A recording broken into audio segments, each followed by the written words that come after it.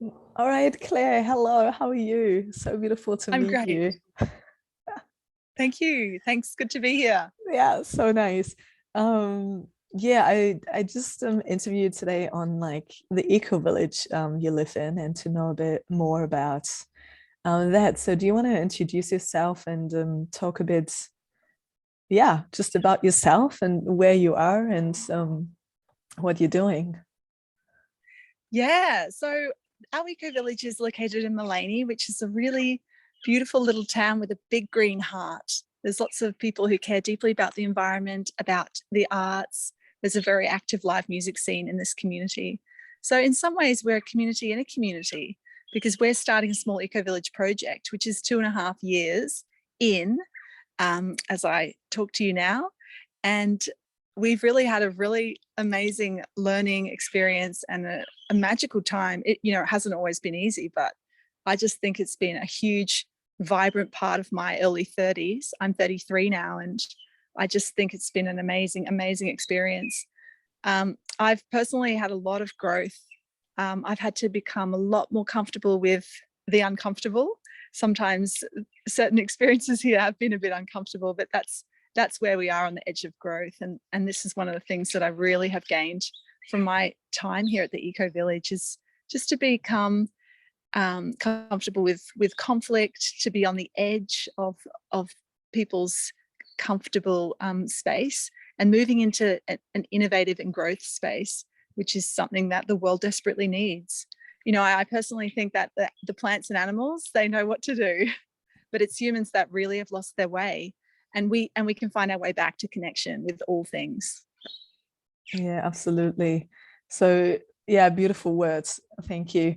You just do you want to explain a bit what an eco village is for someone that doesn't know?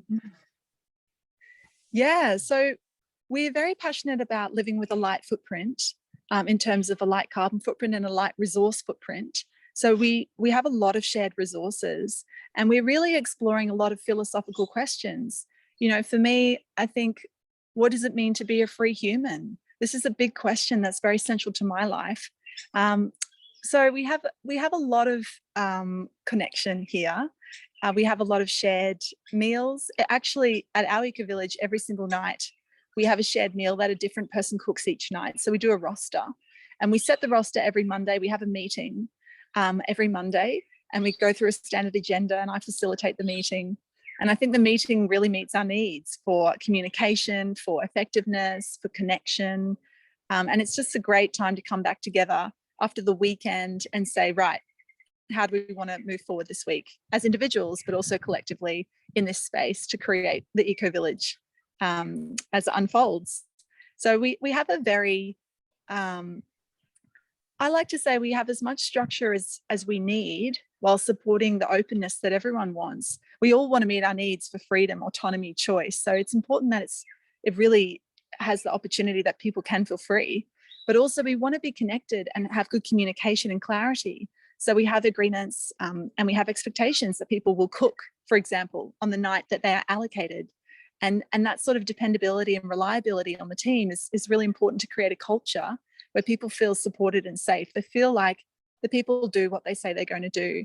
And that level of commitment is quite important to our community, because if we have less and less and less of that, it's just a share house, which is fine. Share houses work really well, but we're doing an intentional community. And this word intentional, I think, is quite powerful. Really, everyone who lives here has the intention to connect, and we all want that. And that's why people come here. And there are many, many housing options. And I certainly don't think that this is for everyone. I think for the right person at the right time, it's a magical and amazing opportunity. But it does require a bit of commitment. And this is quite an interesting thing in a culture of individualism that we have in Australia and in many, many places around the world. All of this focus on self, when we actually make a conscious, intentional choice to be more collaborative. And sometimes that means doing some domestic chores, which aren't necessarily mess that you made, but that's the communal experience here. And sometimes having that in the reverse, where some mess that you made, you don't have time to clean it up and someone does it for you. This is the amazing opportunity of living together, the care, the support, the connection, and the humility. And we've had 17 residents, 5 of them kids, and all the rest adults living here over 2.5 years, and for varying levels of time. Some people stay for 10 months, 2 years. Other people just come for a couple of months, try it out, move on. Some people are travelers, they're all different ages. But I honestly can say I've been very, very impressed and inspired by people's willingness and capacity to just get in there and give it a go. It is a little bit scary, and it puts us on our growth edge in a culture of individualism, to be seen by others, to be vulnerable. And when you're living in a community, people know what you do. People see if you don't do what you say you're going to do. And actually that vulnerability is key, I think, to really the connection that we desire. And I think sometimes in our society, we really want to connect, but we don't want to be vulnerable. And it's almost not possible to have that real connection without really letting people see you and seeing them, and letting, actually seeing each other. And there's a layer there of accountability. I see you and I know that you can do better, really, can't you? So it is a bit of a challenge to be in a community like this, because we're all idealistic. We're all working towards a shared vision. We want to have a light footprint. We wanted to make this place a really beautiful place for people to live, and for animals and plants as well. So it's such an interesting, it's such an interesting experiment, and it's such a fun way to live. It's, as I said, certainly not always easy, but really quite inspiring what people can do together when they're willing, and then they give it a go. I think it takes quite a lot of courage to live in an intentional community. But yeah, I'm just so impressed that people are open to doing it, and we just have so much fun. It's not always fun. Sometimes it's incredibly frustrating, but it's a rich experience. And sometimes it's too much. People need a bit of a break. It's like having a lot of cake, it's really rich, but you don't want it every day. Because we play board games, we have dinners, as I said, every night. We have guests from all around the world who come, they find our website, people are interested, we do tours monthly. So we have a lot of flow here of different people coming and going, and I think many people find this to be quite an inspiring project. Yeah, it's so much truth and beauty you just shared. It's really valuable, because it's ultimately a small scale that you live, that society in fact should represent, I feel. So for someone that doesn't quite know what that is maybe new to this, like how does it look like to the property you're at, like, so you have like a set property, then you have, do you want to share a bit about like how the living situation is, and how maybe your day looks like, just a bit of an insight, if you want to share that? Yes, certainly. So the land that we are living on is owned by a nonprofit company that Andrew and I, we're the co-founders. We set up this property nearly 3 years ago. So the organisation owns all the land and all the buildings. And if we want to build new buildings and infrastructure and upgrade the water, for example, the electricity, we spend the community money on that. So the legal structure for people who are interested is it's a non-profit organisation, a company limited by guarantee. A CLG is the technical term. And that's Eco Villages Australia Limited. And Eco Villages Australia owns, as I said, all of the land and all the buildings. So it's a very, very different way of seeing the world. When you live here, you're a steward. So instead of having a landlord and a renter, which is our normal way of operating, obviously some people also are homeowners and they live in the home that they own. But instead of having either the homeowner, the landlord, or the renter, there's this other category that we're experimenting with, and it's steward. It's steward. So people who live here are stewards of the organisation and of the property. So we look after the house, we keep it all clean, we clean the gutters, we built this deck that I'm sitting on right now. We decide what is a priority, and we basically work in a fairly fluid way, deciding what we want to do next. So basically that just unfolds based on the priorities that people have. So we spent a bit of time and energy upgrading the bathroom recently. We painted the house with one of our really amazing volunteers who's a professional house painter. We made some curtains. So we just do things together that are a priority. So every day is different here. It's sort of hard to explain. Some days it's very quiet, and some days I just find myself here and with the animals and the plants, and it's quite a slow and beautiful pace.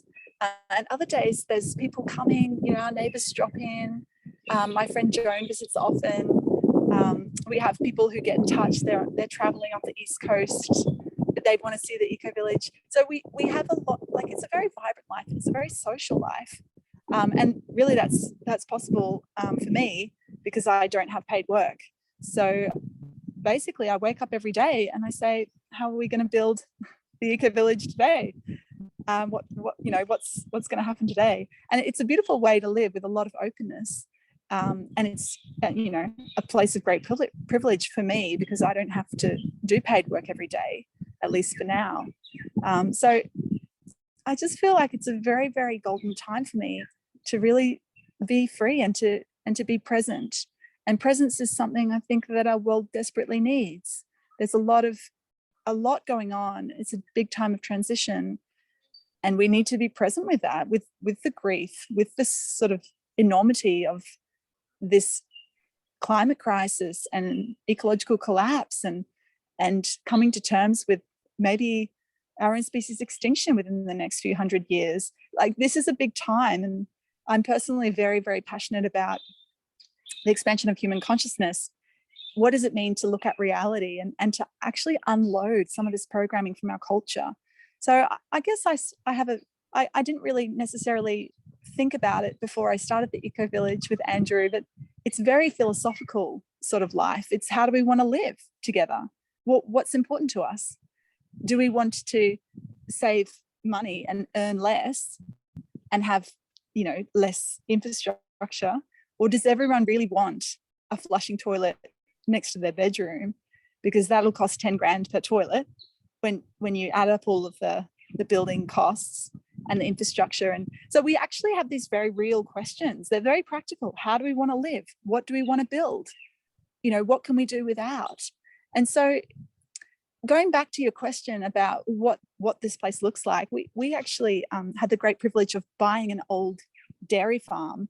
It's had a number of residential owners since then, but remarkably, a lot of the old dairy infrastructure is still here in place. So I'm sitting in front of the old cottage, which is nearly 100 years old. It's a very small building, and it used to be the house of the previous owner, but we've renovated it beautifully, and we've just painted it with this gorgeous, tasteful green colour. And it's got a big, large open living room with big windows that let the winter sun in, and a fireplace. So it's our community living room. And then we've got 3 private rooms where people have their bedroom. We also have a tiny house cabin, which is just, it's quite close by, with a few gardens and a little pathway in between. And then there's the cream shed where we have our composting toilet and our washing machine. And that's the cream shed where they used to make the cream and the butter from when it was an old dairy. And then we have a large, the milking bales where they used to milk the cows. That's a bike shed and a workshop and a gardening shed. And then there's an old machinery shed, and that's where we have our outdoor kitchen. So the kitchen's outdoors, and so is the shower. We have a really nice outdoor shower, and we're all very proud of how it turned out because we recently upgraded it. And we put all of these rocks, big flagstone rocks to stand on, like you're showering in a creek bed. And then we have these recycled wood panels and all of these vines. It's hard to explain, but it's just magic. And it's interesting. It's, really, I think one of the cool things about this place is a real disruption to the way people see housing. When you come here, straight away you realize there's something different about this. It's got all of the things that a normal house has, but it's all separated. So the the house with the living room and the bedrooms is separate from the kitchen. You have to walk outside to go to the kitchen. You walk outside to go to the toilet. The toilet's not that far away, but the whole thing has a really interesting scale to it, and it really brings you out to the outside. And it's amazing the difference between living in my flat on the second floor and living here. I just spend so much time outside. So I notice things. I notice birds and nests. I notice the compost, going down each day. I notice the different ground covers and the biodiversity. And I notice the flowers that come up in April and the angle of the sun as it changes. So it's really, really interesting, because many people would find it quite uncomfortable to have a really largely outdoors lifestyle, but we really embrace it. And it's largely about connecting to the natural world. What does it mean to connect to the natural world? Does it mean once a year you go on a holiday and you go hiking in the mountains? Or does it really mean that every day all around us we can find nature, and we can find spiders and snakes? We have snakes here, and I don't need to be afraid of the snakes, because there's nothing to fear. The snakes don't try, and they're not after me. And it's so interesting, even things like that, coming to terms with our fears around the natural world. We don't have to be afraid of spiders and snakes. We don't have to be afraid of trees falling on our house. Some trees grow for 1,000 years. So it's just so interesting, because I guess I can only speak from my experience that it does really help me to think about the world in a really different way, to be living an outdoors lifestyle, to be connected to other people, to be creating our world. It's a very creative and artistic sort of way to live, because you're saying, well, what is it that we want to create here, and how are we going to work towards that together? So that's sort of a bit of an example of the infrastructure we have here. That, yeah, I suppose that one of the main infrastructure pieces that we have, we've got buildings, but we've got these paths and gardens, and we spend quite a lot of time landscaping, and so it's lovely when you come here. I wonder if you can see. So here I'm just standing on the deck, and there's a little path here, and it takes you to the kitchen, and there's a little building here. It's quite small and cute.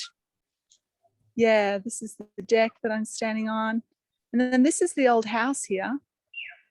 And we've put some new windows on, which, well, they're not new, they're secondhand from a fish and chip shop. So we have a lot of recycling happening here. We have a real culture of recycling. And it means we can save a lot of resources and money. And it's interesting, because we're actually quite wealthy. This is a very middle-class project in many ways, but we're actually trying to do it ourselves as a way to empower ourselves. And we're trying to spend less money as a way to rely less on the monetary system, so that we don't have to keep going into these systems of exploitation where we feel we're really under the pump to earn, to spend. So it's amazing. It's a real slowing down of the economy, which is quite controversial. Some people think we should be spending more, to boost employment, give more jobs. But actually here we sort of even question the jobs paradigm. First Nations people all around the world didn't have jobs, but they certainly had things to do. They had ways to meet their needs for purpose, meaning, engagement, contribution, mutuality, and teamwork. And that's what we want to do. We want to meet our needs. We want to have a rich and abundant life. And we want to have a sustainable world, which we can't do on our own. We need each other to achieve sustainability. And, we work really hard here. We actually have only 6% of the carbon footprint of the average Australian. We used an app called Climate Clever to calculate all of our transport, all of our gas and electricity and our water, our paper use. We calculated all of that, and we realized that our footprint is very, very low. Very low compared to the average household. But still, I still think if we're really honest, the way we live here, even at that reduced carbon emissions, still isn't sustainable. So, what does it mean to be sustainable on this planet as humans? This is a big question. It's not one that any one of us can answer alone, but it's, I think, something that's really worth looking into. Like, how can we sort of move in that direction? And we're not going to be able to achieve it overnight, but there are just so many solutions and we all have a part to play. And that's what's so exciting, when we actually direct our energy, instead of directing it to the old world and the systems of exploitation that we're all propping up by our complicity, we direct it to the new world and actually imagining what is it that we want to create and how can we do that now with what we have together. Yeah, it's so wholesome. I mean, I can, I can so relate, and it's just definitely really like amazing what you're saying, because I feel it's just so valid. It's like really important for society to ask yourself really deep questions, you know, and I sometimes feel like this is really lost. And the thing is, like, what a lot of the belief systems are of what you need is like, but do you really need this? And do you ultimately need to suffer or, you know, do unenjoyable things to fulfill needs that in fact are not needs? They're just like kind of valuable material ideas to oneself. And so I think it's really beautiful listening to you to really get some brain food and some, you know, train of thoughts on really like questioning your own self in all these topics you literally just mentioned. And even, yeah, talking about fears as well. It's the existential fears is like, are you really having existential fears, you know, or fears about snakes and wildlife? If you're more connected and you observe your surroundings and your nature, then you understand that more, then you also know that you don't need to be fearful of snakes. Because I feel the same way as you. Once I saw them in wild, I'm like, yeah, you need to be careful where you're stepping, but they're not like attacking you like in the movies you've possibly previously seen in countries that don't even have snakes. And I think it's Yes. it's just really it's just really valuable to really ask you those questions all day. And I think like most of society, specifically in the Western countries, I mean, it's like we have everything, you know. And another thing is as well, like I love that you guys have these things outside and go more outside and breathe fresh air in. And I remember my grandma was telling me that they used to have like the toilet outside, and once they started I don't know, maybe in the 30s or 40s, to move bathrooms in the house, her mom said, like, how disgusting is this to have a bathroom in the house, you know, like, because she was used to never have it in the house. And so I guess like I just want to share this because I think it's really interesting how your perception and your truth to what you think is real has been also not ever always be the case, you know. And so I just think it's just really amazing what you just shared. Excellent. I don't know, is there anything else you want to add? Most of well, I honestly, after thinking about this stuff for years, well before I moved to the eco village, I was an activist. I was involved in Greens politics, and I was running a small arts business. And I was really thinking about a lot of these questions about, you know, how do I want to live, and what's the meaning of life, and what is sustainability, and, you know, how can humans actually find a place in the ecosystem again? What is our place as humans? Like, these are big questions, you know, and I've spent many years thinking about them. I really feel very passionate about intentional communities and eco villages, because I think we can practice at a small scale how to live together, how to work together, and how to deal with our own personal issues, which often are the main thing that stands in our way.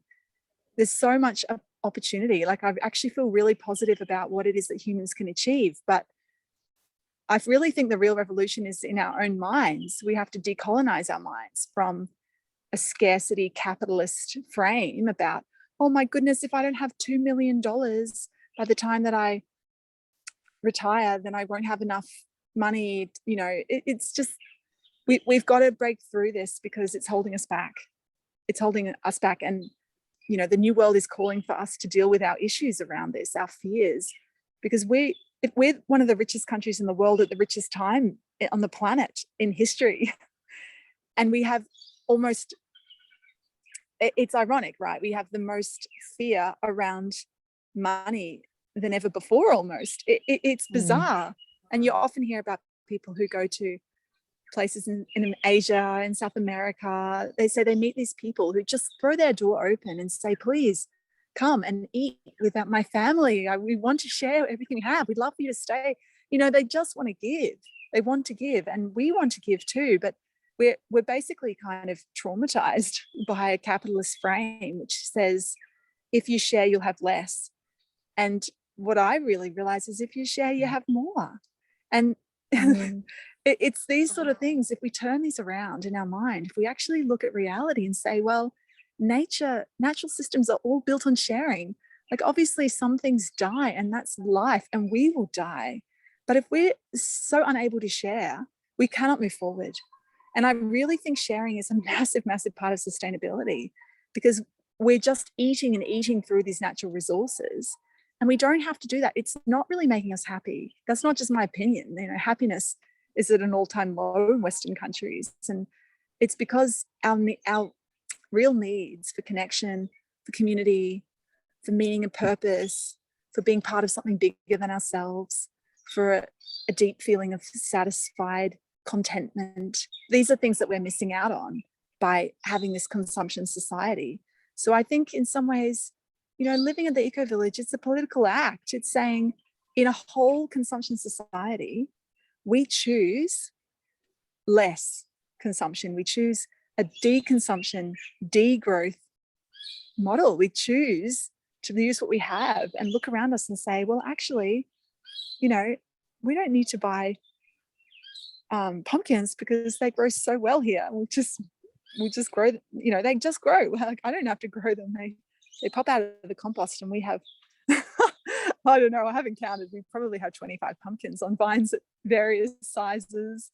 It's just so abundant, the amazing possibility and potential of nature. But because we have a certain mindset, we just miss it every time. And if we can actually break through some of these constructs and get rid of some of this programming, there's just so much potential.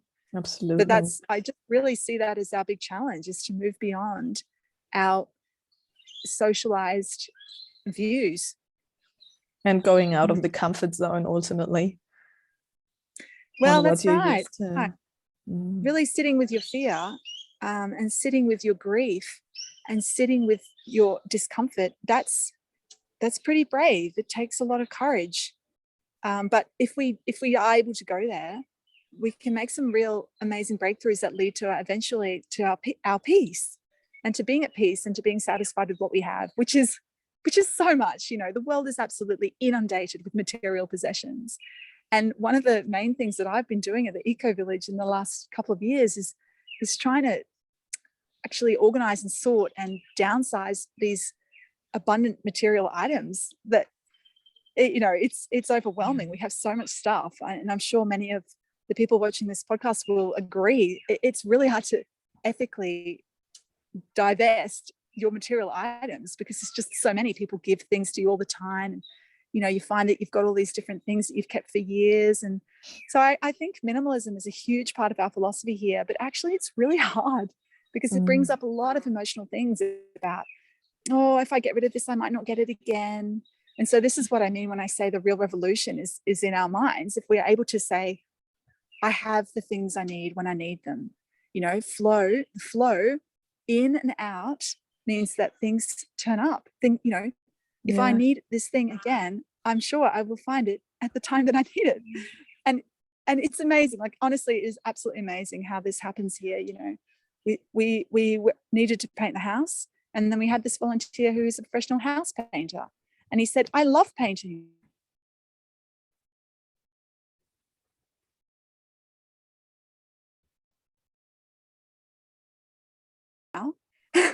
Amazing. So I guess I would just say, keep at it, everyone. It's just totally worth it. But yeah, it's worth it. It's a very joyous and abundant and important thing for us to explore the riches of our beautiful planet, and sharing that with other humans and animals and plants. Yeah, absolutely. I think sharing is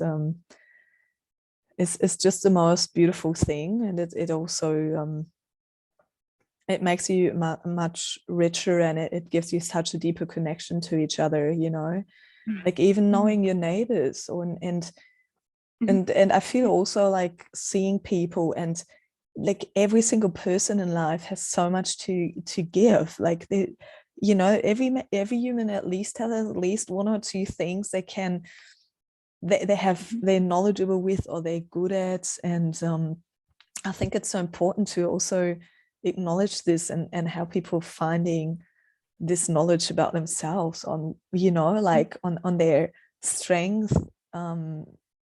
And Yes, what you're saying that's about right. minimalism, it's absolutely true. It's like it's incredible how even emotional ballast, like emotional baggage, the like some items carry, and then once you let them go, it's like so freeing, and then when you don't see them anymore, like you're not even aware that at one point that you don't have them anymore.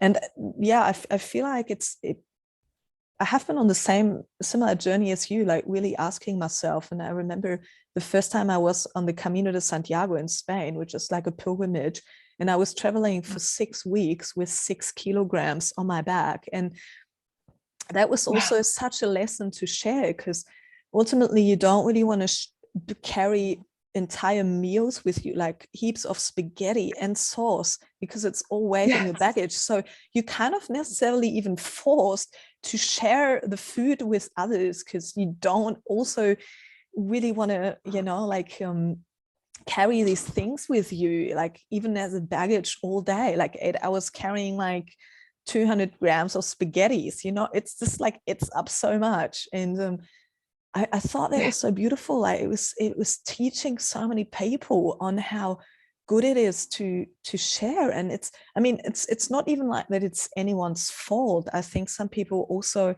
have not learned this, or because ultimately I think Absolutely. sharing is like opening yourself up and creating a connection with someone else. And so it's like a really vulnerable thing. So thank you for bringing this up. Absolutely. I guess it's absolutely great. I'm just walking down to the cabin. You can probably hear the mowing next door. We live next to the showgrounds, and they mow a lot.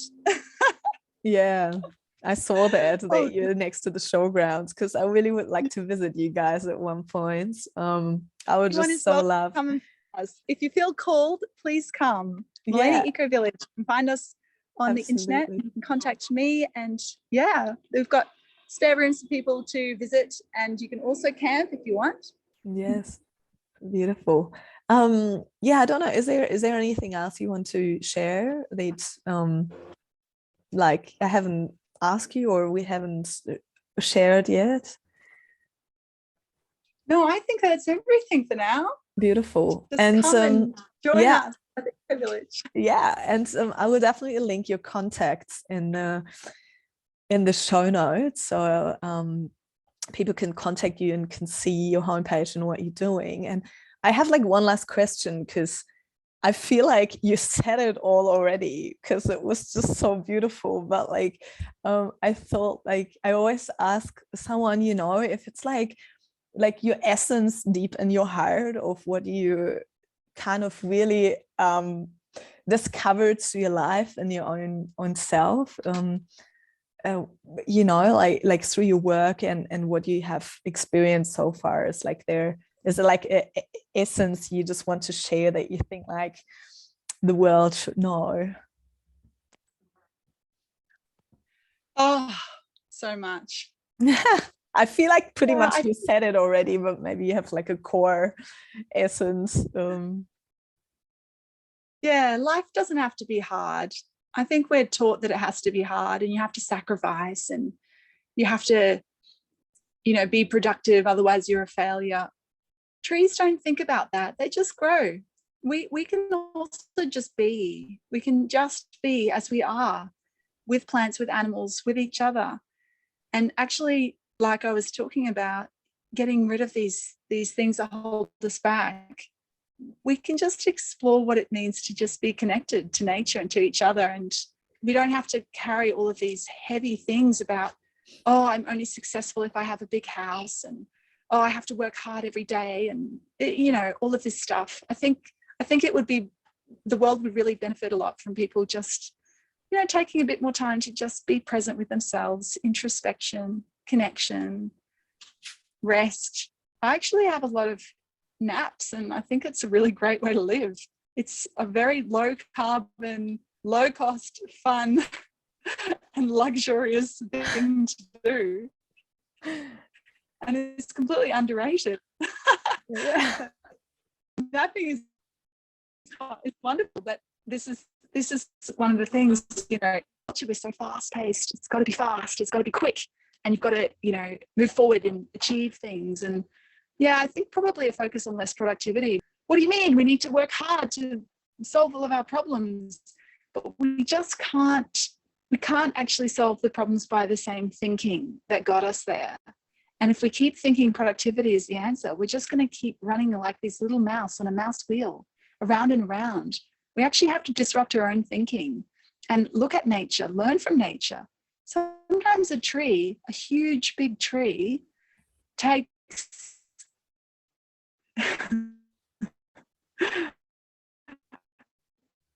50 years to even go from knee height, because it's waiting at the bottom, breaks through because there's a hole in the canopy and it has a bit of light. This is the thing. We need to take our time. We need to slow down. We need to be present. Yeah, I actually think being the change we wish to see in the world is maybe about just being calm, not buying so much, and being with ourselves and really listening to our intuition, which is something we're not taught to do, and it's something we can practice. And we all have access to this. We all have access to our intuition if we're actually brave enough to sort of touch on it and feel, wow, this feels heavy and hard. I don't think it's the right direction. Or, oh, actually, this is exciting. I'm moving forward in this way. It's sort of as simple as that, but we just have so many barriers and blocks to just feeling what it is that makes our heart sing. So I just would encourage people to follow their intuition, slow down, really listen. Yeah, be bold and brave, but not sort of heavy with all of these ideas about productivity, and it's not really what the world needs more of. Yeah. Well, Claire, thank you so much for this informative time with you. And yeah, I hope to see you one day. So have a lovely day, and thank you. Thank you. Thank you so much for your time.